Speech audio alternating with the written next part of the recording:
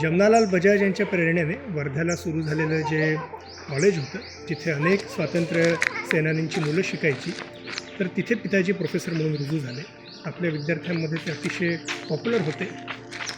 पण जेव्हा भारताच्या स्वातंत्र्याचा लढा अगदी जोरात होता आणि गांधीजींनी चले जाऊची घोषणा दिली, करो या मरो असं आवाहन केलं, तेव्हा मात्र त्यांना असं वाटलं की मी माझी सिक्युअर्ड प्राध्यापकी करायची हे काही बरं नाही, तर देशासाठी मी स्वतःला झोकून दिलं पाहिजे.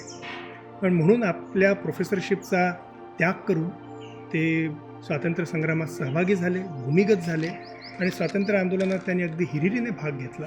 त्याचा परिणाम म्हणून त्यांना पोलिसांनी अटक केली आणि अक्षरशः मारत मारत मारत त्यांची 2 किलोमीटर पायपीट करून त्यांना जेलमध्ये रवाना करण्यात आलं. 2 वर्ष ते जेलमध्ये होते.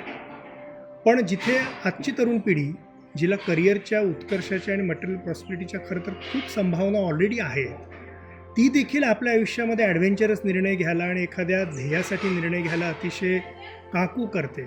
अशा परिस्थितीत 1942मध्ये तुम्ही कल्पना करू शकता त्यावेळेचा समाज आणि एकूण आर्थिक परिस्थिती कशी असेल. तेव्हा स्वातंत्र्य आंदोलनाची गरज आहे म्हणून आपल्या प्राध्यापकीचा त्याग करून त्या आंदोलनासाठी स्वतःला झोकून देणं हा ध्येयवाद नक्कीच शिकण्यासारखा आहे.